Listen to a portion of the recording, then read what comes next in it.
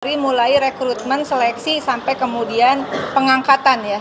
Pengangkatan menjadi CASN yang terbagi menjadi dua, yaitu status kerjanya PNS dan P3K begitu.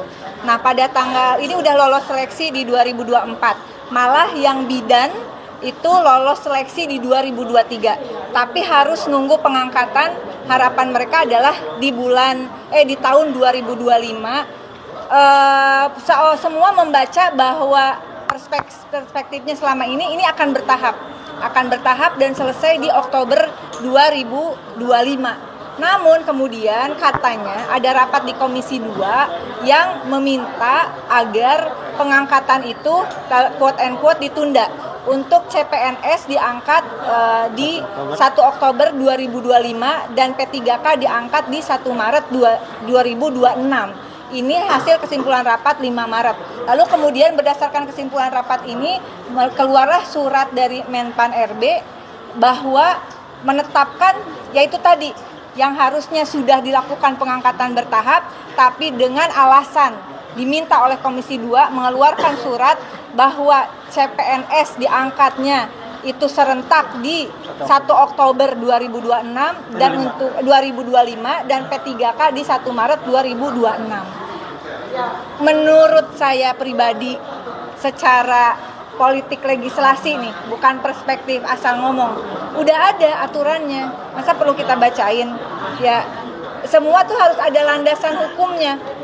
Kita berhenti perdebatan apakah ini Komisi 2 sudah menyatakan mereka tidak meminta, bahkan harus cepat diselesaikan begitu. Tapi kita tidak mau masuk ke perdebatan itu, kita masuk dasar hukumnya Undang-Undang Nomor 20 Tahun 2023 tentang ASN, kemudian Peraturan Pemerintah 11 Tahun 2017, kemudian Peraturan Pemerintah Nomor 49 Tahun 2018, dan kemudian nanti ada surat dari Menteri Menpan RB begitu, juga terkait bagaimana tahapan dalam dari mulai perekrutan, seleksi sampai pengangkatan begitu. Ini berdasarkan peraturan Menpan RB nomor 6 tahun 2024 tentang pengadaan pegawai aparatur sipil negara. Silahkan dibaca bab 4-nya, di situ lengkap bahwa kemudian BKN mengatakan iya mereka memang nanti harus dididik dulu, dilatih dulu untuk menyesuaikan infonya ya, yang saya baca di berita, bahwa mereka ini nggak bisa langsung diangkat karena perlu ada penyesuaian dengan tempat kerja yang baru. Susah ngomongnya ya. Tempat kerja baru yang mana? Ya itu juga harus dikualifikasi dong. Nggak semuanya mereka ini kerja di tempat baru atau masuk dunia kerja yang baru dari sebelumnya. Contoh, misalnya bidan. Saya balik lagi bidan yang sudah lulus di 2023. Nah, apalagi yang mau diajarin sama mereka? Cara ngeden, melahirkan, gitu kan. Itu nggak usah, Pak. Nggak usah nih BKN, mereka ini saat ini juga udah kerja, juga para guru saat ini juga udah kerja. Nggak mungkin nih sambil nunggu pengangkatan mereka tidak memberikan pelayanan, nggak mungkin. Silahkan dicek di fasilitas kesehatan, di sekolah-sekolah, mereka yang lolos untuk CPNS maupun P3K hari ini masih kerja. Zolim namanya kalau orang yang sudah lolos ujian dan ternyata masih kerja untuk negara, pengangkatannya ditunda. Sekarang masalahnya apa? Anggaran misalnya. Ayo omongin baik-baik, terus terang aja, terbuka. Anggarannya ada enggak? Mana yang ditanggung pusat, mana yang ditanggung daerah. Kalau daerah memang sanggup dan mereka adalah tenaga kerja fungsional yang sangat dibutuhkan di daerah, ya angkat, nggak ada alasan kayak gitu. Nah, saya khawatir jangan sampai ya BKN kemudian ini jadi ada retret untuk CASN. Mbak Dita, ini kan kemudian ada beberapa CASN yang mengundurkan diri dari tempat kerja sebelumnya, dan harus ada beberapa cerita yang bayar penalti ke perusahaan tempat dia bekerja karena harus resign. Nah, justru itu ada beberapa persoalan. Pertama, mereka ini sekarang saya kerja tadi ya, yang kerja di perusahaan swasta yang gajinya cukup minimal UMR, oke lah ya, nanti dibahas dulu. Tapi yang penting ini adalah mereka yang sudah bekerja di fasilitas kesehatan, di sekolah-sekolah dengan gaji yang sangat minim. Sakit hati kalau dengar gajinya. Sebulan ada yang 250.000 begitu, dan untuk tenaga kesehatan tidak mengenal hari libur, dan dibayarnya itu bisa per 6 bulan, per 3 bulan, karena memang tidak ada alokasi anggaran. Kalau mereka harus nunggu nih tenaga kesehatan dan pendidikan sampai bulan Oktober bulan Maret 2026 untuk jadi P3K, tega apa kita? Ini urusannya udah tega nggak tega deh gitu ya. Kalau nggak mau pakai dasar hukum, Anda punya perasaan nggak sih ambil keputusan? Kemudian mereka yang ini ada yang CPNS atau P3K yang mereka dari pekerjaan sebelumnya sudah resign karena mereka mundur, mereka artinya sudah kehilangan pekerjaan yang harusnya mulai Maret ini tadinya kabarnya akan diangkat begitu, nunggu sampai bulan Oktober 2025, berapa bulan? Ini bulan apa? Maret, April, Mei, Juni, Juli, Agustus, September, Oktober, 7 bulan. Ini juga boleh dong curiga dikit ya. Apa ngindarin THR? THR sama gaji 13. Udah deh kagak usah digaji THR amat 13 ya, nggak apa-apa ya. Kalian nggak apa-apa ya. Jangan dulu lah, nggak usah. Emang kerjanya juga belum setahun. Tapi angkat aja.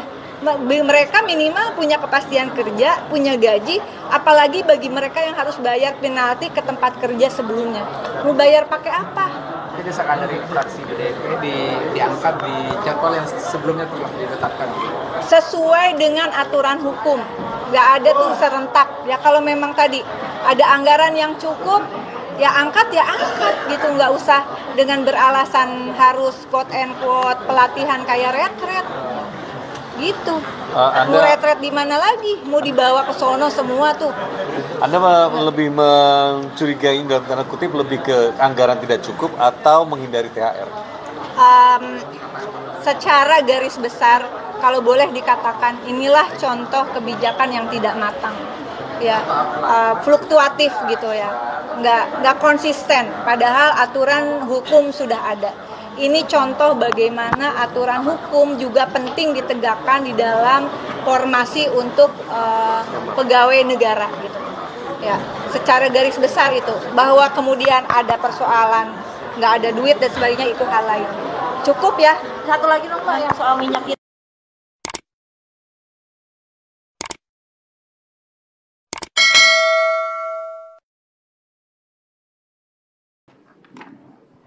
Ini Kabupaten Serang itu defisitnya 116 miliar, Pak. Oke. Papua itu defisitnya 195,4 miliar. Bovendigul itu defisitnya 45,6 miliar. Saya hanya ingin bilang bahwa konsekuensinya adalah pelayanan kepada masyarakat, Pak. Kalau benar, APBD yang mereka ajukan dan disetujui oleh pemerintah itu betul-betul tidak efisien, Pak Mendagri.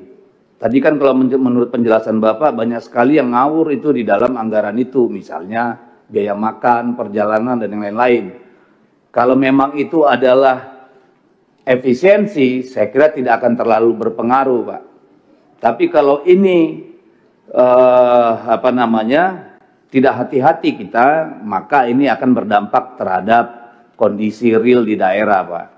Apalagi kalau dia gede, Pak. Ya. Kemudian saya ingin mengingatkan bahwa ada potensi untuk gugatan ulang dan PSU, Pak. Bisa 1 kali, bisa 2 kali, bisa 3 kali. Bisa macam-macam, karena kita nggak ngerti ini MK sekarang kayak apa. Yang digugat sengketa hasil, yang keluar diskualifikasi misalnya. Ini kan sudah nggak ada yang bisa kita tebak lagi ini ke depan. Jadi tentu harus memperhitungkan, memitigasi resiko itu, Pak. Kalau Provinsi Papua diulang lagi, Pak, misalnya tingkatnya provinsi ini, nggak gawat kita. Ya, jadi saya kira di sini dituntut komitmen kita untuk betul-betul menghadirkan pemilu yang demokratis, jurdil, bersih gitu ya. Ini saya kira menjadi penting, Pak, karena kita bicara uangnya rakyat, Pak. Kita bicara pelayanan kepada publik, bukan IO event pilkada, Pak. Tolong, value for money, Pak. Jangan kita membebani rakyat kita karena keteledoran pelaksana, pengawas, dan peserta pemilu, Pak. Tolonglah jangan main-main dengan persoalan ini.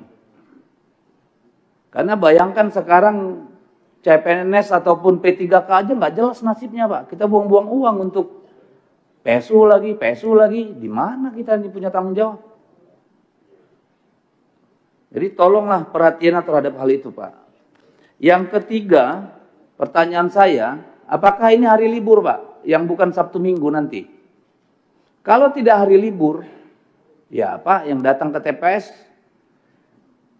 berapa persen, Pak? Kan ini perlu menjadi perhatian kita, Pak. Ini saya belum mendengar keterangan soal ini. Apakah dia diliburkan atau tidak. Kemudian nanti bagaimana konsekuensinya jika ada PSU-PSU ulang, Pak, dengan masa jabatan kepala daerah terpilih, Pak? Apakah juga terpangkas, tetap dihitung per seperti yang kemarin sudah dilantik, atau ada konsekuensi? Karena ini menyangkut hak konstitusi. Periode itu 5 tahun. Ada hal yang harus kita jawab di situ. Kalau nanti pelantikan misalnya jadinya Agustus atau November 2025, apakah dia kehilangan hak konstitusinya tidak penuh 5 tahun? Apakah ada justifikasi untuk itu? Kan perlu dipikirkan. Ya. Lalu kemudian nih kepada KPU, Pak, tentang kampanye dan tahapan. Saya berharap nggak perlu lagi ada kampanye jor-joran, Pak. Kalau perlu di sini, Pak, duduk bareng dengan para peserta pemilu, Pak. Yang paling penting itu seluruh rakyat di daerah itu, seluruh pemilih tahu siapa pasangan calon dan apa yang diperjuangkan. Dan itu bisa lewat brosur, Pak. Dipastikan setiap rumah mendapatkan itu, Pak. Apalagi yang yang tidak mengganti pasangan calon atau hanya wakilnya yang diganti, Pak, nggak signifikan, Pak. Untuk kemudian tahapan pemilunya seperti tahapan pemilu yang normal, Pak. Ini tolong jadi perhatian, Pak. Supaya apa? Kita bisa mengawasi pemilu itu lebih bersih, Pak. Karena kalau terlalu ramai di lapangan, Pak, yang bermain politik uang dan sembako nggak terdeteksi, Pak. Tapi kalau dia betul-betul di-manage kampanyenya, kita bisa berharap pemilunya jadi lebih bersih. Itu kalau menurut saya. Yang kelima, saya ingin mengingatkan bahwa efisiensi jangan mengorbankan kualitas, Pak. Ya, karena resikonya nanti ngulang lagi, rugi juga kita. Jadi efisiensi itu betul-betul tetap dengan konsep tadi, value per money, tapi kualitas tetap. Ya, jangan sampai hanya efisiensi, tapi hasilnya nanti di belakang kita ngulang-ngulang lagi. Yang terakhir nih ke KPU, Pak. Apakah calon yang baru, kan ada juga tuh yang calon bupatinya diganti, itu ngulang dari awal nggak, Pak? Visi misi segala macam, Pak. Karena beda orang kan tentu sudah beda konsep berpikirnya, Pak. Jangan sampai nanti mereka digugat lagi ke KPU karena menyertakan dokumen yang lama, di mana orangnya sudah berbeda. Nah, diputus lagi sama MK tuh, diskualifikasi lagi. Tolong hati-hati dengan hal-hal seperti ini, Pak. Ya, soal-soal legal administrasi, ya, yang seharusnya bisa dicegah, jangan sampai nanti berakhir di di PSU maupun di Mahkamah Konstitusi dan hasilnya kurang baik. Saya ingin menitip pesan saja, Pak, tolonglah kita tidak berlama-lama dengan ini. Jangan sampai ada PSU lain. Ya, tolong kita proaktif, Pak. Ya. Saya minta tolong sangat ini, Pak. Juga tolong disampaikan kepada TNI Polri. Ya. Kalau Bawaslu tidak mampu menjaga semua teritori, apakah itu TPS maupun desa kelurahan, tolong dipastikan, Pak, kita nggak ada PSU-PSUan lagi, Pak. Ya, karena setiap PSU itu artinya mengambil haknya rakyat, Pak. Mengurangi pelayanan publiknya, Pak. Ya. Saya kira itu dari saya pimpinan, terima kasih.